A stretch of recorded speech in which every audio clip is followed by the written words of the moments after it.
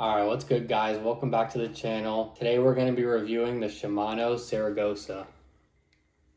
Just for a little bit of background, I've had this reel for about over a year now. This is the SW5000XG. It can fit up to 225 yards of 30-pound braid on it, which is what I'm running right now. It says it right there. This reel is going to run you about $270, $280, and I'm not going to lie, I think it is worth every penny. First off, this is the smoothest reel I've ever owned, and that's especially what Shimano is known for, smooth, high-quality reels. I mean, just look how smooth it is. I've had it for over a year. I've fished with it like 3-4 times a week in salt water. It's still like smooth as it was just out the box. Still spins on its own and everything.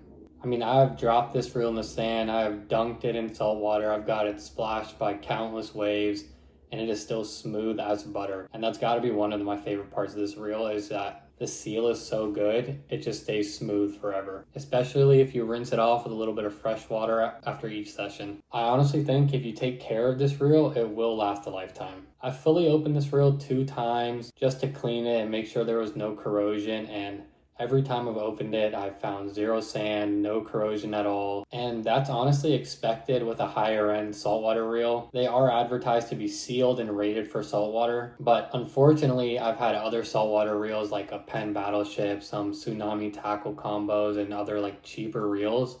And I've opened them up. There's been so much corrosion and sand on the inside just from like normally fishing with them, not even dropping them in sand or anything. But ultimately, it kind of does depend how much you abuse your reels. Like with me, it's almost guaranteed that it's going to get submerged or splashed by a wave or dropped in the sand. But if you don't fish saltwater often and you're super cautious with your reels, you're making sure you're not dropping, or you're making sure a wave's not splashing it, then you probably don't need like a $300 reel. But if you're like me and you like to wade out into the ocean chest deep trying to cast at schools of bait that are probably out of reach, but you're still going to try anyways, you're definitely going to want a good quality sealed reel, and that's what the Shimano Saragosa is.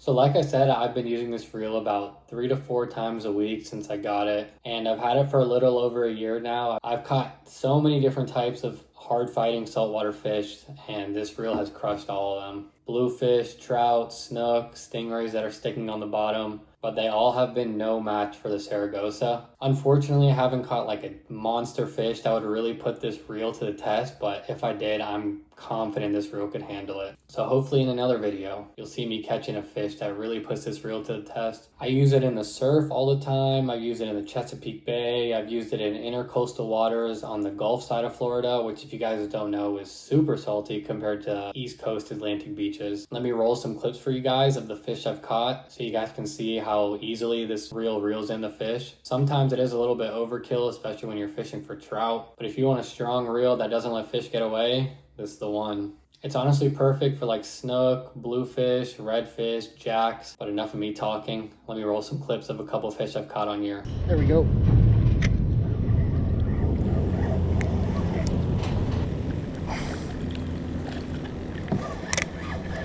Oh my god, it's a snook.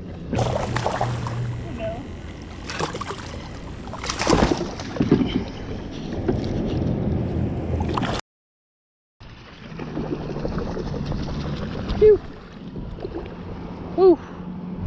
Just got a beautiful trout. This is my biggest trout of the year, that's for sure.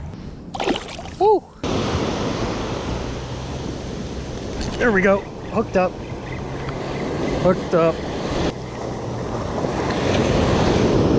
Topwater blues, man.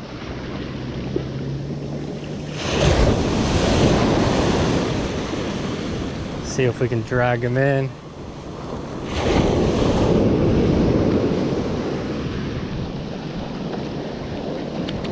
There we go, another chomper. Now, even though I do abuse this reel and fish super hard with it, I do take very good care of this reel. After every session, I'll rinse it down with some fresh water just so there's no salt water hanging around. And if I ever like dunk it or drop it in sand, I'll try to take it apart and see if there's any sand, corrosion, or like dry spots so I can clean it up and re-grease it. But I think most importantly is just give it a good freshwater rinse after you're done using it. especially if you dunk it or drop it in the sand. Just try to immediately rinse it with fresh water. I think that really helps with the life of your reels. And I'm no expert in taking apart and putting apart reels, but since this reel is so popular, there's a ton of tutorials and YouTube videos out there showing how to take it apart, how to clean it, how to grease it, and how to put it back together. So now let me talk about my favorite parts of this reel. My absolute favorite part of this reel is how good the seal is, because like I've mentioned already a couple times, I have dropped this in sand and dunked it in salt water, and I have found literally like no signs of salt water or sand like entering the inside of the reel, which is pretty crazy. And in my opinion, having a good seal on a saltwater reel is like the most important thing. That really just helps your reel not break, and it helps it have a long life. Another feature I like is this piece right here. You see those two little holes in the bottom? And although it is a sealed reel, it is expected that a little salt water can get into it, especially if you fully submerge the reel. The idea of that little piece is that it is a place where salt water can come out, so that if you do end up getting a little salt water in your reel, that it's not just going to sit inside the reel and corrode the bearings and gears. I also really like the fact that it has a manual bail. You have to flip it and close it with your hand. So you cast it, once your lure lands, you flip it back with your hand. It's not going to flip back automatically if you start reeling. And I honestly really like that. I've never had a reel like that before, but I've noticed on a lot of reels with automatic bails, that's like the first thing that goes wrong, especially with saltwater reels for some reason. It's like the corrosion builds up around that little joint that flips it back into place. So another good thing about having a manual bail is that it prevents the bail from automatically shutting mid-cast, which can save you from snapping off a rig or lure like in the middle of a cast. I've had a couple spinning reels just for every reason, the bail will flip over in the middle of the cast and then your weight goes flying. It's happened to all of us, but with this reel, it prevents that. And the strength of this reel is another plus. Like, I've personally never caught a fish big enough to max out the drag on this reel. Like, you're gonna need to catch a pretty big, strong fish in order to max out the drag. And even if you do,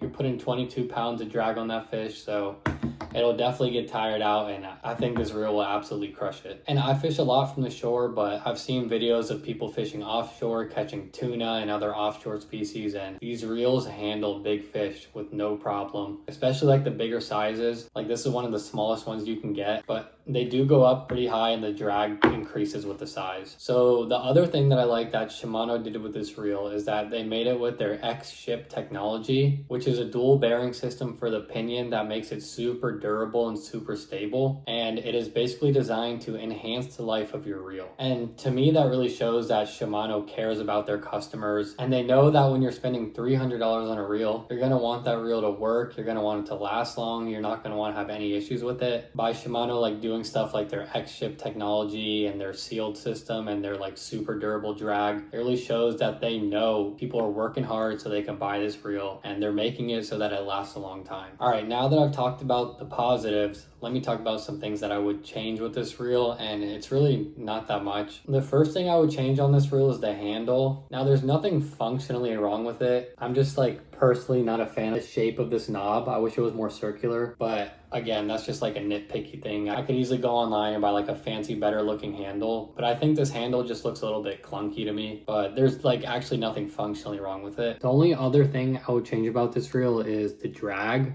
It's a little bit wider on the bottom than it is the top, so it can kind of be like hard to grip. I've personally never had any problems like being able to turn the drag while I'm fishing, but when I'm taking apart the reels, sometimes my hands are sweaty, or if your hands are wet, it can be a little bit hard like for moving the top plate of the drag, but that's not really anything that would like stop me from buying the reel, because when I'm fishing with it, I don't have any problems. So honestly, I don't have any real complaints about this reel. I think everything works well functionally. I think it is 100% worth the money, just because of the fact of how versatile it is, how many different types of fish you can catch, how sealed it is, how strong it is. It is definitely the best reel I've ever owned. This is the most expensive reel I've ever bought, so I don't really have anything to compare it to. Like, I never used crazy expensive reels like the Stella or the Saltiga, but I can't imagine it gets much better than this Saragosa right here. So I hope you guys enjoyed this video. I hope you guys learned something about the Saragosa. I hope this video helped you gain some insight on whether you should buy it or not. I really think this reel is worth the money. I would 100% buy it again, but I don't think I'll need to buy another one of these for a very long time, if ever. So let me know in the comments if you have the Saragosa, if you have any positive things to say about it or any negative things to say about it. Other than that, that's all I got. Thank you guys for watching. Don't forget to like and subscribe.